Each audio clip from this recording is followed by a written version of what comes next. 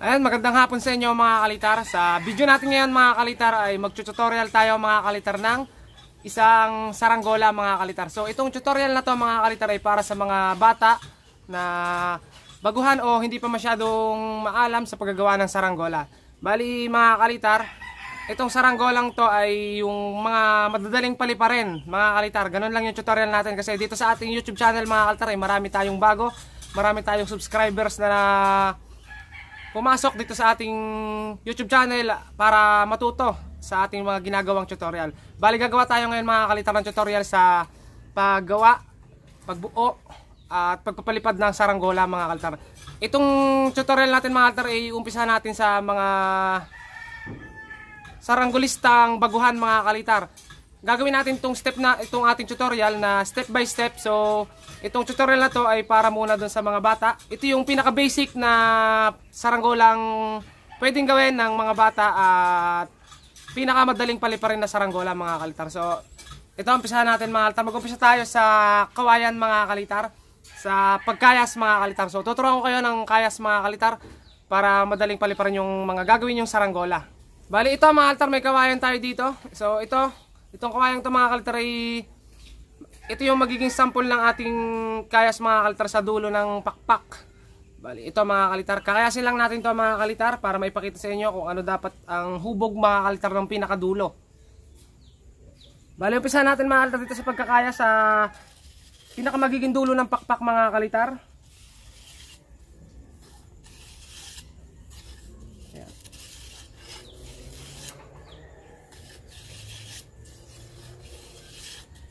Kapag baguhan ka at hindi ka pa masyadong maalam o kumayas, mag-uumpisa ka dito sa mga ganitong malalapad mga kalitar yung dulo. Kasi yung malalapad, hindi agad yan nababali. Tigit sa lahat mga kalitar, hindi masyadong mahirap kayasin yung pinakadulo ng pakpak. Bali kayasin natin mga kalitar para makita ninyo. Ayan mga kalitar, malapad siya. Ang tatabasin lang natin dito mga kalitar ay puro ilalim mga kalitar. Diba ito yung balat? Ito yung pinakalaman mga kalitar. Ito yung laman, ito yung pinaka-aalisin lang natin sa kawayan. Hanggang namipis ng namipis yung pinaka patpat o kawayan.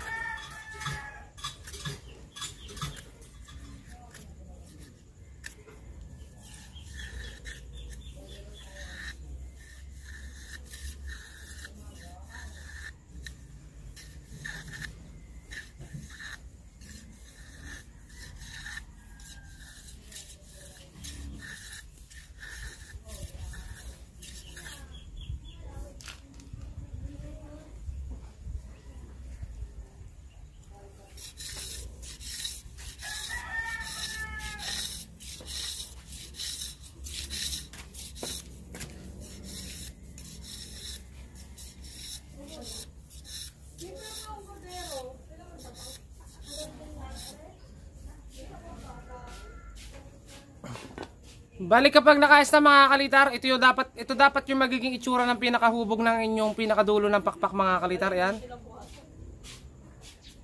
Ganyan dapat mga kalitar. So manipis lang talaga dapat yung pagkakakayas mga kalitar. Tapos malapad ang pinakadulo mga kalitar. Ito mga kalitar, itong tutorial natin may susunod pang tutorial tungkol naman sa maliliit yung mga dulo mga kalitar, kasi bilang isang baguhan dapat mag-umpisa muna kayo sa ganito mga kalitar, sa madadali bago tayo mapunta sa mahirap mga kalitar na tutorial. Kaya dapat sabayan nyo yung mga videos na gagawin natin para makasabay kayo sa mga tutorial pang gagawin natin. Bali ito mga kalitar, ganyan dapat yung hubog.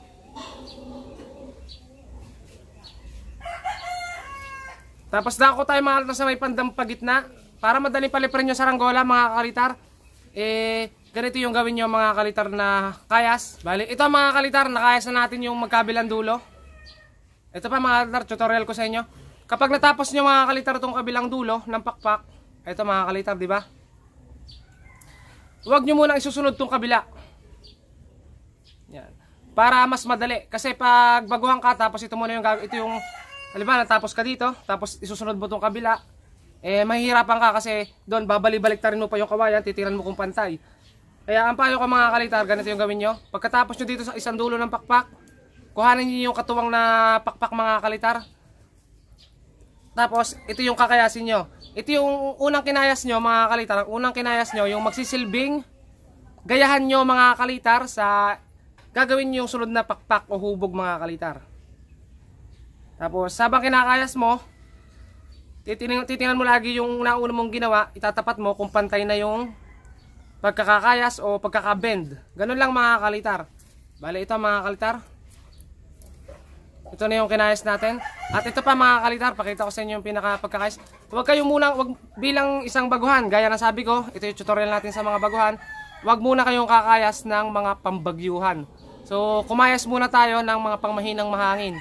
Kasi kada kayas natin na pangmahinang hangin, nalalaman natin yung kulang o mga dapat pang kaalaman para makasubok naman tayo sa mga makakapalabas kagan at pang malakas ang hangin. Bali ito mga altar tutorial talaga natin para mas madali kayo makapagpalipad ng saranggolang ginagawa ninyo. Kasi maraming nagsasabi bakit umiikot yung kanilang guryon o saranggola.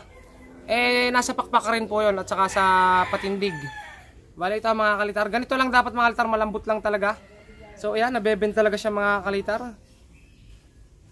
Ito yung mga madadaling paliparin mga kalitar, magkabila. Tapos ito mga kalitar, gaya ng sabi ko sa inyo, malapad yung dulo, malapad yung pagkakayas. So kung anong lapad ng gitna, malapad din dapat yung pinakadulo. Ito mga kalitar sa mga baguhan lang to, kasi yung iba sasabihin dapat manipis yung dulo. Itong tutorial natin para sa mga baguhan nating subscribers o sa mga gustong matuto na bagong makakakita ng mga videos natin.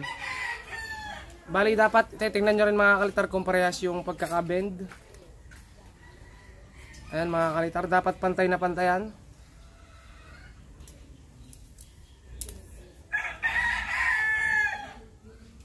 Diba? Sa patindig naman tayo mga kalitar. Sa patindig mga kalitar, itong tutorial natin hindi muna tayo maglalagay ng sumba. Kasi ang purpose ng ating tutorial makapagpalipad muna kayo mga kalitar ng saranggola bago tayo dumako sa paglalagay ng sumba. Ito mga kalitar, ito yung ating pinakapatindig. Ayan. Dapat pantay mga kalitar yung patindig natin, hindi siya kilo. Dapat talaga pantay na pantay para hindi rin magka-aberya masyado yung saranggola. Yung saranggola talaga mga kalitar, natural na nagkakakiling yan, pero napakadali namang ayusin nun mga kalitar. So makikita nyo naman sa mga tutorial natin nung una kung paano ayusin yung saranggolang may killing. Ito mga kalitar, ito yung patindig, ito yung ating baskagan. Ang gagawin natin yan mga kalitar, bubuin na natin mga kalitar itong ating baskagan at saka yung ating patindig. kakabit na natin para makita natin kung anong kalalabasan ng itsura ng pakpak. Ayan. Bali ganito, dapat malambot talaga mga kaltar na nabebend mga kaltar na sa palagay nyo pag tinamaan siya ng hangin kailangan niya mag-bend agad. Bali ito mga kaltar, itong pakpak natin merong haba siyang 53 inches mga kalitar. So kumuha kayo ng metro, pumutol kayo ng kawayan, sukatin nyo yung 53 inches mga kalitar sa kawayan at yun ang gawin yung pinakapakpak para mas magaya nyo yung gagawin natin mga kalitar. So magkabila mga kalitar, 53 inches ang haba ng pakpak. Ang haba ng patindig natin mga kalitar, 32 inches. Ayan, yan yung haba ng ating pinakapatindig. So ang gagawin natin mga kalitar, tatangaban natin itong patindig na magsisilbing paglalagyan mga kalitar na itong ating pakpak. Ng pakpak ng saranggola natin.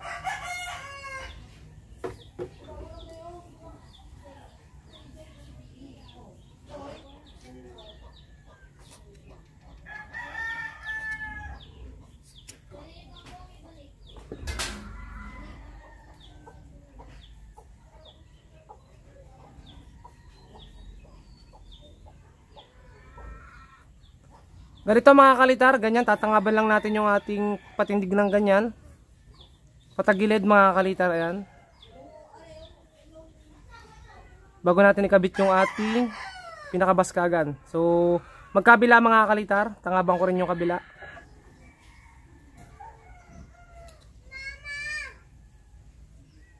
Ayan mga kalitar, bali meron ng tangab parehas. Ito mga kalitar yung unang tangab.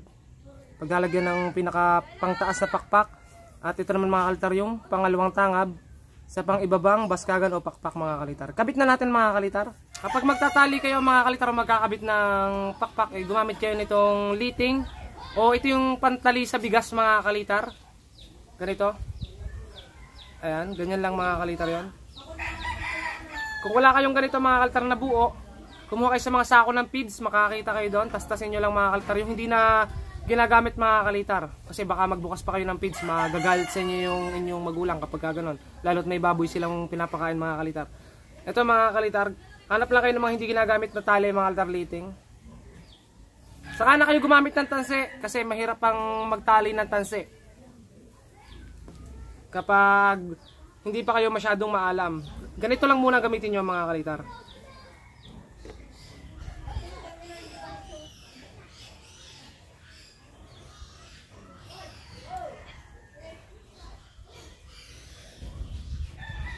Ganito mga kalitar yung pagtatali ko. Pero ito mga kalitar, kung hindi nyo pa alam yung pagtatali ng ganito, nasa nasa mga dating videos ko. At ito, kung magtatali kayo mga kalitar ng ganito, nasa inyo na rin kung paano nyo itatali. Ang mahalaga may tali nyo, may kapit nyo yung pinakapakpak mga kalitar dito sa patindig. Ayan. So, ayan mga kalitar. Tali na rin natin mga kalitar yung sa pinakaibabang pakpak.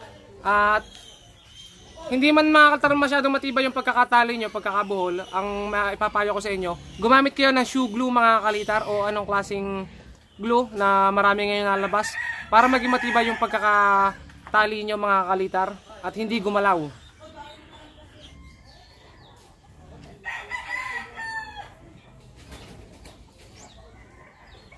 Pag naitali natin mga kalitar itong dalawang pakpak, so dito naman tayo mga kalitar sa magkabilang dulo. Tatangaban natin to mga kalitar, itong pinakadulo, papakita ko sa inyo mga kalitar, tangaban ko lang para masundan nyo yung mga gagawin natin.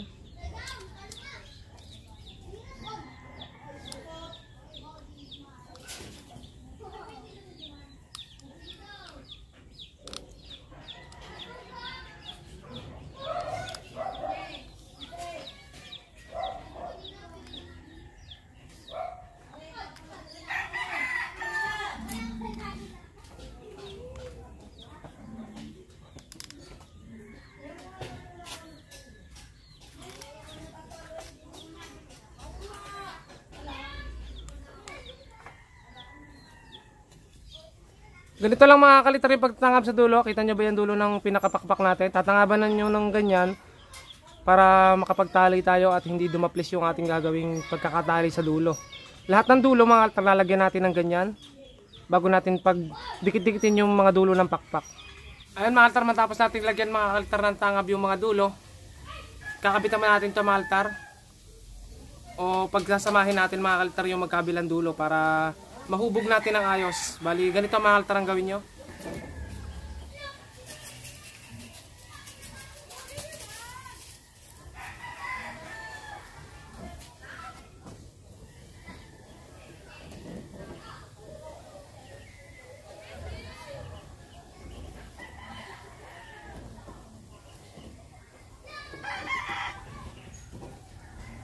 Gay Ramos eh. Kasi gagawin ko pa yung isa pa. Duktong ng payong. Kayo mag-ano po? Mag-register. Okay, ito na mga kalitar yung ating saranggola. Lalagyan na lang natin siya dito ng hagteng mga kalitar sa magkabilang dulo, papunta sa kabilang dulo mga kalitar. Panoorin niyo kung paano gagawin natin mga kalitar. Siyempre dapat sukat din mga kalitar yung pinaka tali dito na hahagtingan dito mga kalitar.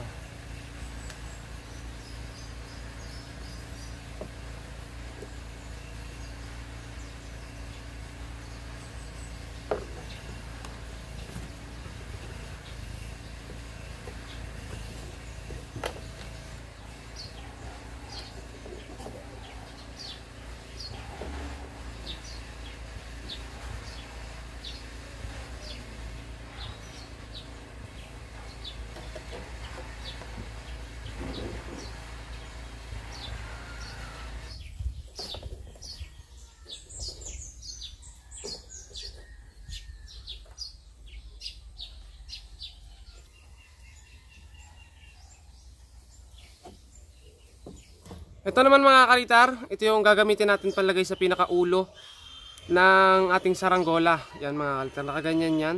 So ikiklip lang natin yung dulo niyan mga kalitar, babaakan natin. Pakita natin kung paano gagawin. So babaakan lang natin ito magkabilang dulo mga kalitar, parang ganito. Ayan. So kita nyo naman, nabaak mga kalitar. Tapat yung isa mga kalitar, ito. Magkatuwang yan. Ano yun mga kalitar, may hantik. Babaakan din natin. Para maisipit natin mga kalitar. Bukahin lang parehas. Ipasok mga kalitar. Ayan. Ganun lang. Ganyan. Tapos, kakabit natin sa may saranggolang ginawa natin mga kalitar.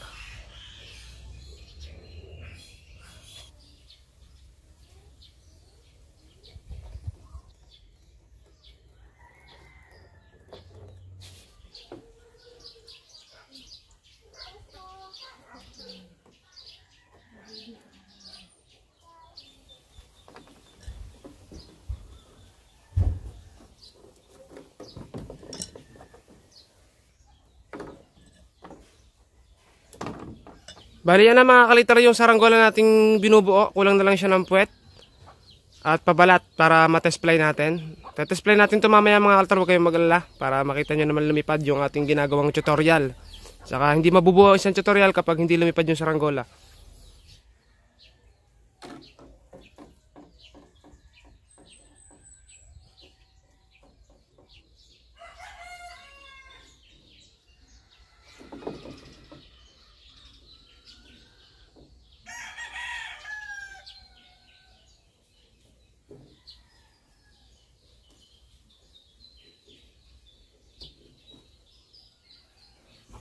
So ito na guys yung ating nabuong saranggola mga kalitar. Ibigay ko sa inyo yung sukat mga kalitar. So itong luang nito mga kalitar, itong sikang, ito ay may luang mga kalitar na 15 inches. Ayan. Tapos yung kabaak na pakpak mga kalitar, kasi yun ang unang bubuin muna, unang hagtingan. Meron siyang 22 inches mga kalitar mula dito sa may gitna papunta dito. Ayan, 22 inches yan mga kalitar. Tapos ito mga kalitar ang luang ng ulo o sikang ng ulo mga kalitar, meron siyang 3.5 inches mula dito sa may salagunting hanggang dito sa may pakpak. Tapos itong salagunting mismo mga kalitar, ang kabaak nito ay merong 7 inch mga kalitar, 7 inches. Tapos ito mga kalitar, luang ng puwetan o sikang, meron siyang 11 inches. At ito pa mga kalitar, itong haba ng puwet mga kalitar, itong kabuuan ng haba ng puwet, meron siyang 38 inches mga kalitar. Tapos ito mga altar, itong hagting, itong haba ng hagting. Meron siyang 7.5 inches. Ayan mga kalitar. So yung haba ng pakpak na sabi na natin kanina nung umpisa, nung kinakayas pa lang natin mga kalitar. Kaya ayun, yun yung mga sukat mga kalitar ng kawayan. Ito yung saranggola. Ayan. So pabalatan naman natin siya ngayon mga kalitar para makita natin kung anong itsura niya pag may pabalat na. At saka natin i-test fly mga kalitar kapag natapos natin pabalatan.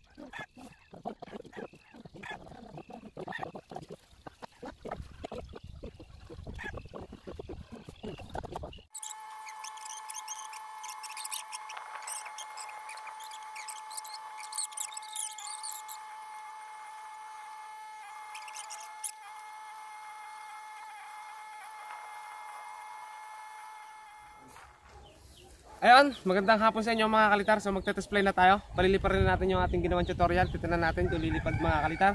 Kasi hindi makukumpleto isang tutorial kapag hindi lumipad yung ginawang saranggola. Bali ito mga kalitar, walang sumba. Ayan.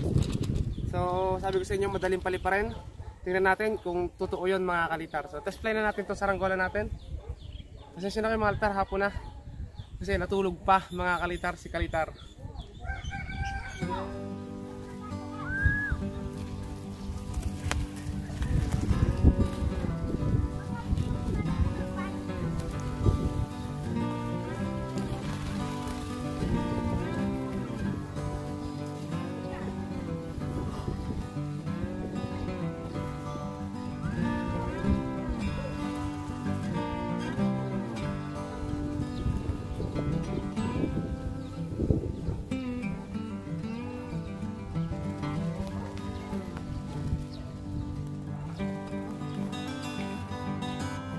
Ayan, gaya na sabi ko sa inyo mga kalitar, napakadali lang paliparin ng saranggola natin.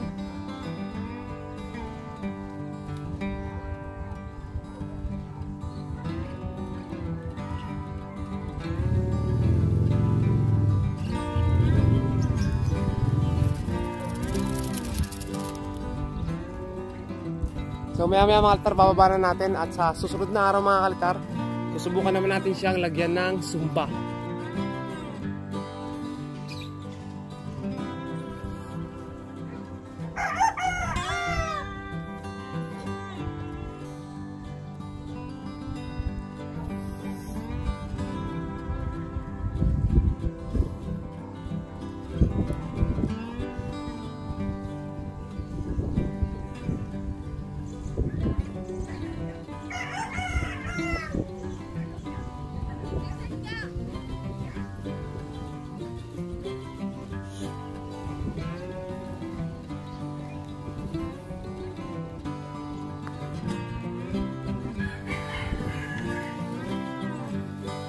So yung mga kalitar, ayan, napalipad na natin. Salamat sa panonood sa tutorial natin mga kalitar. Siyempre susubscribe nyo ako mga kalitar kada mga bagong papasok dito para makagawa ulit tayo ng mga tutorial. So sunod dito, mas mahirap yung gagawin natin. Abangan nyo mga kalitar ang tutorial. So paliit ng paliit yung gagawin natin dulo mga kalitar kada tutorial. At patayog ng patayog bawat tutorial mga kalitar. So ayan mga kalitar, salamat, hanggang dito na lang at subscribe mga kalitar sa YouTube channel. Bye bye!